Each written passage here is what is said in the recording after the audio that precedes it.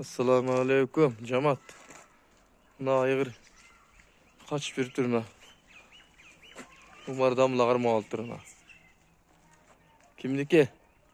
Bir çağırım olsa ayıldın içinde öyle.